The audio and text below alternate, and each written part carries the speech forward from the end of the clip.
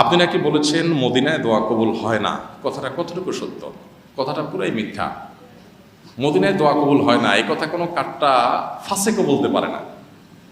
মদিনায় দোয়া কবুল হয় না, এটা তো মানে ভয়ঙ্কর খারাপ কথা, নেগেটিভ কথা, ভুল কথা, এই কথা তো আমরা বলতে পারি না।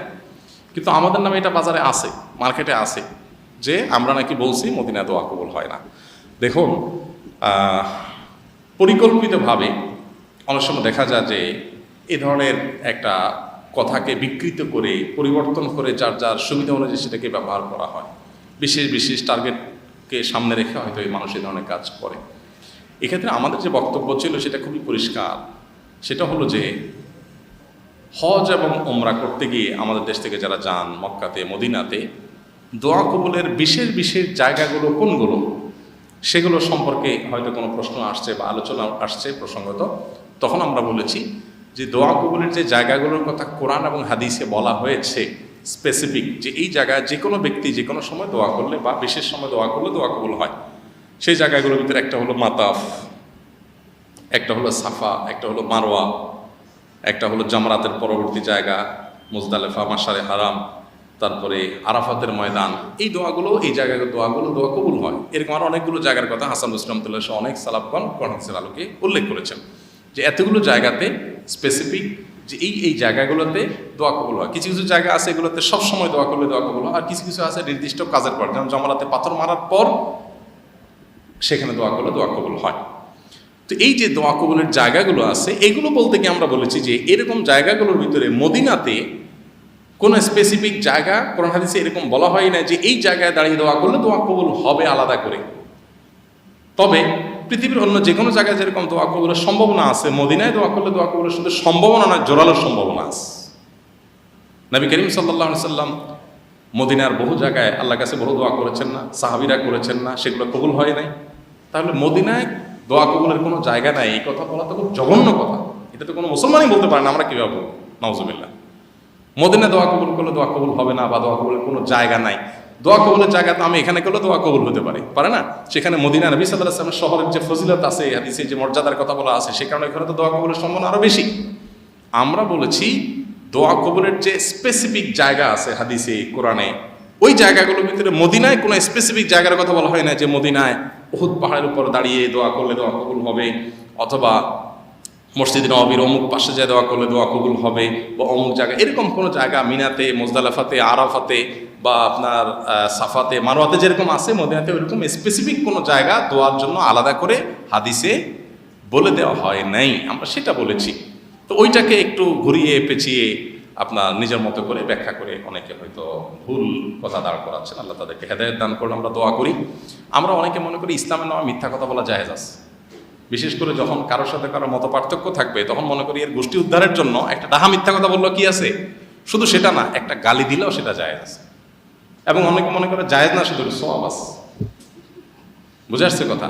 একজন মানুষের চরিত্র হনন করলো, এগুলোকে জায়েজ মনে করি আমরা। আমি একটা কথা সবসময় বলি, দেখুন, আমাদেরকে যদি কেউ গালি দেয়, কেউ খারাপ কিছু বলে, আপনি অবশ্যই পারলে যৌক্তিকভাবে, সুন্দরভাবে কোরআন হাদিসের উসুল এবং মূলনীতি মেনে তাকে তার এ মন্দ কর্মের ব্যাপারে নিরুৎসাহিত করেন, বাধা প্রদান করেন। কিন্তু আপনিও যদি তার মতো একটা কাজ করে বসেন যেটা শরীয়ত অ্যালাউ করে না, একজন আলেমের ছবি বিকৃতি করলেন, তার নামে কটূক্তি করলেন, অথবা নামকে বিকৃতি করলেন, ব্যঙ্গ করলেন, বা আপনার কোনো গালি দিলেন, তো দিন শেষে আপনিও সেই একই নৌকার মাঝি হলেন। এই কাজটা জায়েজ হলো না।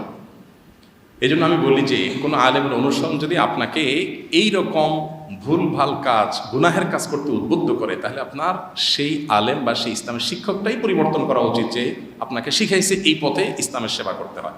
আমার নবী করিম সাল্লাল্লাহু আলাইহি সাল্লাম, সাহাবা ইকরাম কয়টা কাফেরকে গালি দিয়েছে বলেন?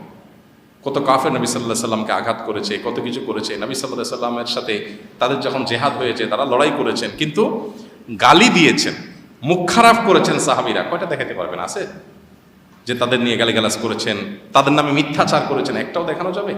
তাদের নামে, তাদের কথার মিথ্যা ব্যাখ্যা বা মিথ্যা কথা তারা বলেন না, তাদের নামে ছড়াইছেন, এরকম আছে? এখন আমরা এগুলো অহরহ করছি ইসলামের নাম করে। যে সমস্ত ভাইরা এগুলো করছেন, আল্লাহ তাদেরকে হেদায়েত দান করুন। আমরা যদি কেউ এরকম করে থাকি, সৎ উদ্দেশ্যেও যদি করি, তাহলে ভুল হবে। এটা হলো অনেকটা, ওই যে আমি সবসময় একটা এক্সাম্পল দিই, যে কোরবানির উদ্দেশ্যে গরু চুরি করলে নিয়তটা, কোরবানি দেওয়া নিয়তটা ভালো, কিন্তু কাজটা কি? গরু চুরি, তাহলে এই কাজটা কি সওয়াবের হবে না গুনার হবে?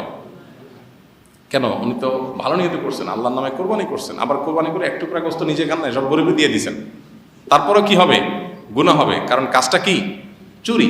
এখন আপনি গালি দিয়ে যদি ইসলামের খেদমত করেন, কারণ একটা কথা বলেন নাই তার নামে মিথ্যা কথা বলে যদি ইসলামের খেদমত করার চেষ্টা করেন, যে লোকটা ইসলামের শত্রু আপনার দৃষ্টিতে, এই জন্য তার নামে মিথ্যা কথা বললেন, মিথ্যা কথা কোনো অবস্থাতে ইসলাম জায়েজ করে নাই। কোনো কাফের বিরুদ্ধে মিথ্যা বলা জায়েজ নাই, সেখানে আলেমের বিরুদ্ধে প্রত্যেকে বলবেন।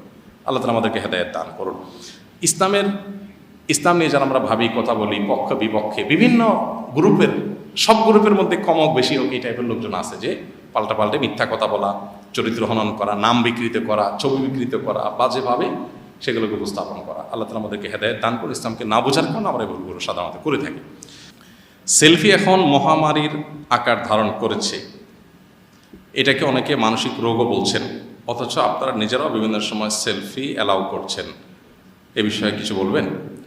আমরা সেলফির বিষয়ে এর আগে বারবার বলেছি, প্রত্যেকটা জিনিসের একটা লিমিটেশন বা একটা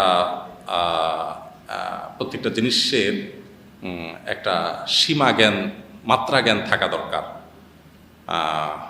সেলফি যারা তোলেন, বিশেষ করে কিছু লোক আছে যে সেলফি তোলাটা এটা তাদের একটা রোগেই পরিণত হয়েছে, সত্যিই রোগেই পরিণত হয়েছে। সব কিছুর সাথে সেলফি, পারলে মৃত লাশের সাথেও সেলফি তোলার প্রবণতা, হ্যাঁ, অসুস্থ রোগীর সাথেও যায় সেলফি তোলার প্রবণতা, পারে না কবরস্থানে গেলে সেখানেও সেলফি তোলার প্রবণতা কবরের সাথে। এটা রীতিমতো একটা রোগে পরিণত হয়েছে।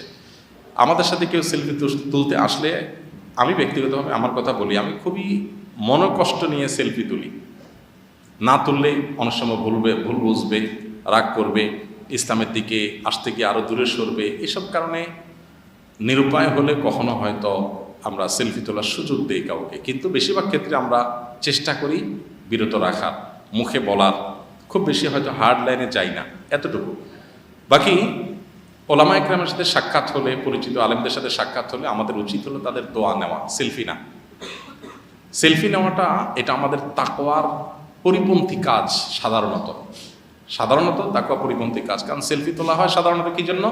ফেসবুকে একটা পোস্ট করব, তখন মানুষ বলবে ওয়াও তুমি কোথায় পাইছো, না রে মাশাআল্লাহ মারহাবা, লাইক দিয়ে কমেন্ট করবে। এটা আমার একটা ধান্দা, এটা আমার আত্মপ্রচারণা, এটা কোনো তাকওয়াবান মানুষের কাজ না। আল্লাহর কিছু বান্দা আছে মাশাআল্লাহ যারা এগুলো চায় না, তারা এসে দোয়া চায়, নসিহত চায়। আপনি একটা কাগজ আগায় দেন, একটা বই আগায় দেন যে ভাই কিছু নসিহত লিখে দেন, একটা ওসিয়ত লিখে দেন, একটা অটোগ্রাফ কিছু লিখে একটা অটোগ্রাফ দিয়ে দেন, যেটা আমার স্মরণ হবে, যেটা আমার জীবনে প্রেরণার কাজ দিবে। সেটা করেন, সেটা না করে আমরা সেলফির রোগে আক্রান্ত। এই জন্য অনুগ্রহ করে এইটা থেকে আমরা বেরিয়ে আসার চেষ্টা করি। আমরা যাদেরকে অ্যালাউ করি, আমরা কিছু কিছু ক্ষেত্রে মনে হয় যে কিছু ভাইরা দিনের দিকে নতুন আগাইছেন, এর মাধ্যমে তারা যদি আরেকটু আগাইতে পারেন, সেজন্য হয়তো আমরা অ্যালাউ করি। বাকি মৌলিকভাবে ছবি তোলাটাকে অনেক ওলামা ইকরাম হারাম মনে করেন, এই ফটোগ্রাফিকে। আমরা সেটাকে হারাম মনে করি না। না করলেও এহতিয়াত এবং সতর্কতা হলো একান্ত প্রয়োজন না হলে এই ছবি তোলাতুলির কাজ না করা, সেই জিনিসটা আমরা অবশ্যই বিশ্বাস করি। যার কারণে সেলফির পরে আমরা অনাগ্রহ তৈরি করার চেষ্টা করি। এরপরও কখনো কখনো হয়তো মনে হয় যে এখানে তোলাটা বেশি প্রয়োজনীয় বা না তুললে ভুল বুঝবেন, তখন যে আমরা তুলি।